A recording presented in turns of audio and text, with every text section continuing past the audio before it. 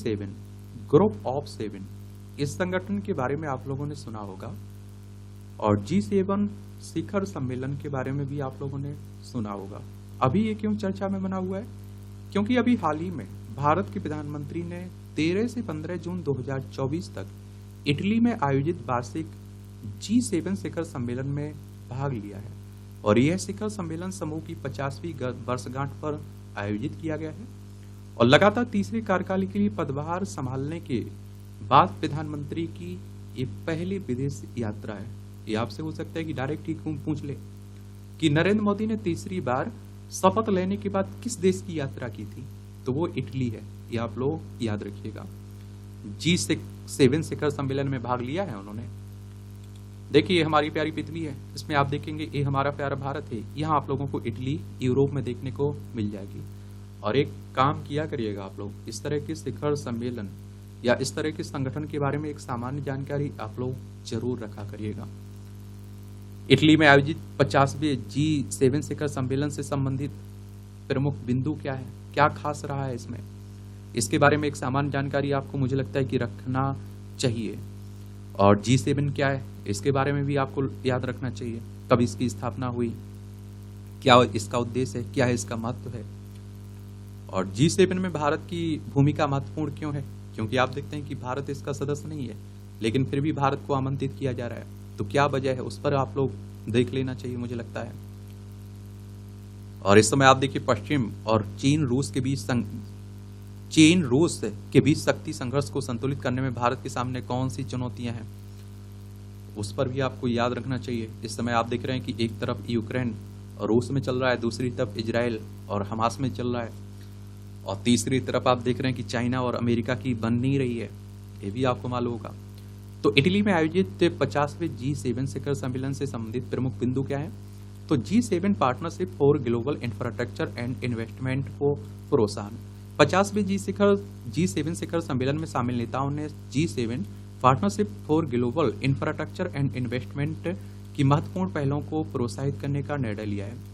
और इस पहल की शुरुआत अमेरिका और G7 सहयोगियों द्वारा वर्ष 2022 में आयोजित 48वें G7 शिखर सम्मेलन में की गई थी। इसका उद्देश्य विकासशील देशों में बुनियादी ढांचा संबंधी कमियों को दूर करना है, और यह निम्न और मध्यम आय वाले देशों की बेहद आधारभूत अवसंरचना संबंधी आवश्यकताओं की पूर्ति हेतु मूल संचालित उच्च प्रभाव और पारदर्शी आधारभूत अवसंरचना साझेदारी है।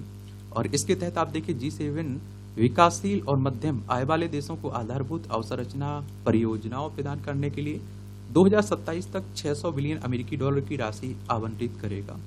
भारत मध्य पूर्व यूरोप आर्थिक गलियारा को समर्थन और प्रोत्साहन। तो G7 राष्ट्रों में IMEC को बढ़ावा देने की प्रतिबद्धता व्यक्त की है।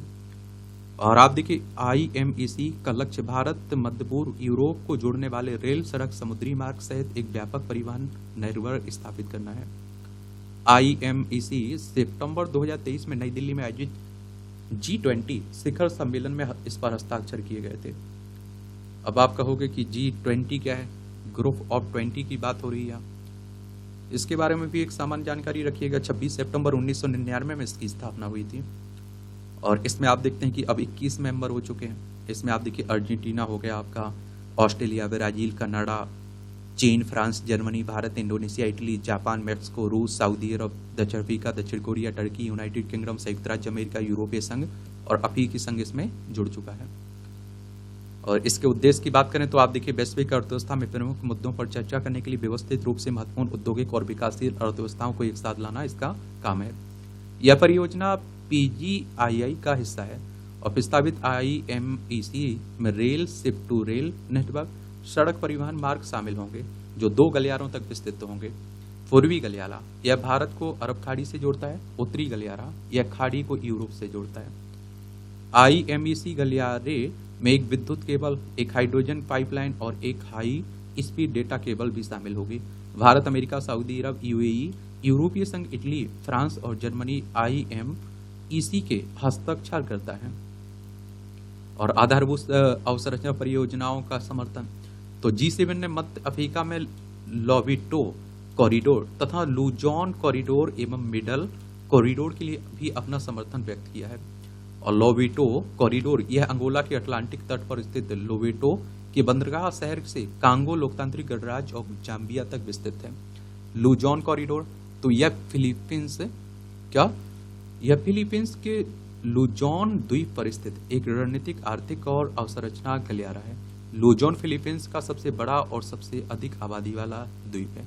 मिडल कॉरिडोर तो इसे ट्रांस कैस्पियन अंतर्राष्ट्रीय परिवहन मार्ग के नाम से भी जाना जाता है, जो यूरोप और एशिया को जोड़ने वाला एक प्रमुख लॉजिस्टिक्स, रसद और परिवहन नेटवर्क है। यह मार्ग जिन क्षेत्रों से होकर गुजरता है उनके बीच आर्थिक सहयोग और व्यापार को बढ़ावा देते हुए पारंपरिक उत्तरी एवं दक्षिणी गलियारों के लिए विकल्प के रूप में कार्य करता है। ग्रेट ग्रीन वॉल इनिशिएटिव यह अफ्रीका के साहिल क्षेत्र में मरुस्थलीकरण और मृदा अपरदन की रोकथाम करने के उद्देश्य से शुरू की गई परियोजना है। इसका उद्देश्य सहारा मरुस्थल को बढ़ाने से रोकने, जैव विविधता में सुधार करने और स्थानीय समुदायों के लिए आर्थिक अवसरों की उपलब्धता में मदद हेतु अफ्रीका में पश्चिम से पूर्व तक वृक्षों की एक श्रृंखला विकसित करना है। एआई गवर्नेंस की अंतर संचालनीयता में वृद्धि करना। G7 के नेता अधिक निश्चितता, पारदर्शिता एवं जवाबदेहिता को बढ़ावा देने के लिए अपने एआई गवर्नेंस दृष्टिकोणों के बीच अंतर संचालनीयता में वृद्धि के प्रयासों को आगे बढ़ाने के लिए प्रतिबद्ध है। ये जोखिमों को इस तरह से प्रबंधित करने पर ध्यान केंद्रित करता है जो नवाचार का समर्थन करे और साथ ही स्वस्थ, समावेशी एवं दीर्घकालिक आर्थिक विकास को बढ़ावा दे।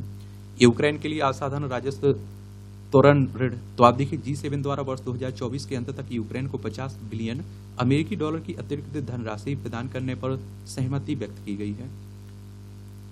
ये आप देखिए कॉरिडोर इंडिया इस तरह से जाएगा। ये G7 क्या है? G7 विश्व की सर्वाधिक विकसित तथा उन्नत अर्थव्यवस्था वाले देशों का समूह है। इस समूह में आप देखिए फ्रांस से आपका जर्मनी, इटली है, यूनाइटेड किंगडम, जापान, संयुक्त राज्य अमेरिका और कनाडा शामिल है। यूरोपीय संघ, IMF, विश्व बैंक तथा संयुक्त राष्ट्र जैसे महत्वपूर्ण अंतर्राष्ट्रीय संगठनों के नेताओं को भी आमंत्रित किया गया इसमें। और देखिए एक बात आप लोगों को बता दूं कि इस तरह के जितने भी संगठन हैं उन सब के बारे में मुझे लगता है कि एक सामान्य जानकारी आपको होनी चाहिए, अपने पास रखनी चाहिए, क्योंकि क्वेश्चंस पूछे जाते हैं। अगर यूरोपीय यूनियन की हम बात करें तो इसकी स्थापना कब हुई थी? इसकी स्थापना हुई थी कब? 1993 में। कब हुई थी? 1993 में हुई थी, 1 नवंबर 1993 में। अगर हम बात करें IMF की तो ये अंतर्राष्ट्रीय वित्तीय संस्थान है। इसका हेडक्वार्टर आपको वॉशिंगटन DC USA में देखने को मिलेगा। जुलाई 1944 में इसकी स्थापना हुई। और वर्ल्ड बैंक की बात करें तो ये आप सभी जानते हैं कि अंतर्राष्ट्रीय वित्तीय संस्थान है। इसकी स्थापना कब होती है? इसकी स्थापना होती है जुलाई 1944 में। वॉशिंगटन DC USA में इसका हेडक्वार्टर देखने को मिलेगा। UN की बात करें तो संयुक्त राष्ट्र की बात हो रही, 24 अक्टूबर 1945 में स्थापना हुई थी। न्यूयॉर्क USA में इसका हेडक्वार्टर आपको देखने को मिल जाएगा। इसके शिखर सम्मेलन प्रतिवर्ष आयोजित किए जाते हैं तथा समूह के सदस्यों द्वारा बारी बारी से इसका आयोजन किया जाता है। और G7 के गठन की बात करें तो G7 की उत्पत्ति वर्ष 1973 के तेल संकट और उसके परिणाम स्वरूप उत्पन्न वित्तीय संकट, जिसके कारण 6 प्रमुख औद्योगिक देशों के नेताओं को वर्ष 1975 में एक बैठक बुलाने के लिए बाध्य होना पड़ा की पृष्ठभूमि में हुई है।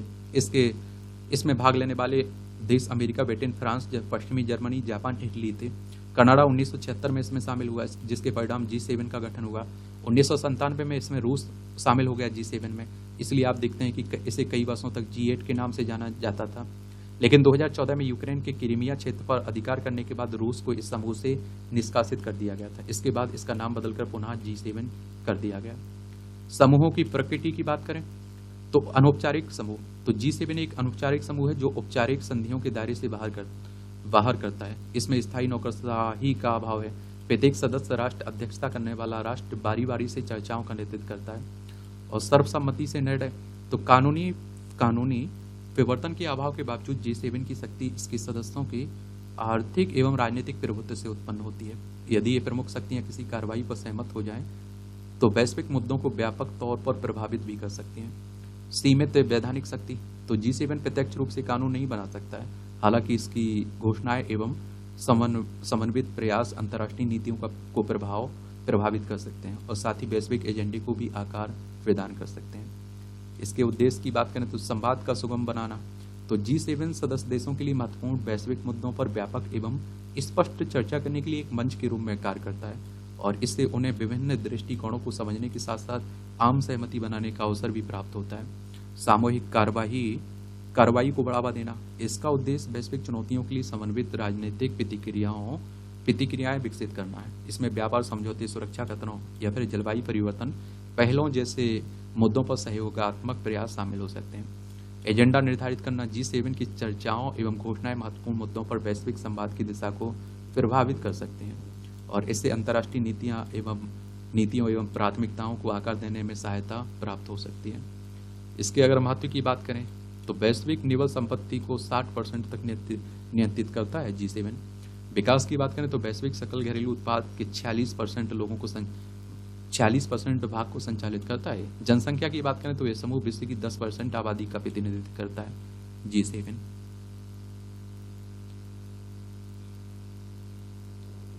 और भारत G7 का सदस्य नहीं है, ये जरूर याद रखिएगा। भारत ने क्रमशः फ्रांस, यूके, जर्मनी द्वारा क्रमशः वर्ष 2019, 2021, 2022 में आयोजित जी शिखर सम्मेलन में अतिथि के रूप में भाग लिया है। और G7 में भारत की भूमिका महत्वपूर्ण क्यों है? तो भारत का आर्थिक महत्व बढ़ गया है, ये तो आप सभी जानते हैं। 3.57 ट्रिलियन अमेरिकी डॉलर के सकल घरेलू उत्पाद नॉमिनल के साथ भारत की अर्थव्यवस्था G7 के 4 सदस्य देशों फ्रांस, इटली, यूक्रेन और कनाडा से बड़ी है। IMF के अनुसार भारत विश्व की सबसे तेजी से बढ़ती अर्थव्यवस्थाओं में से एक है।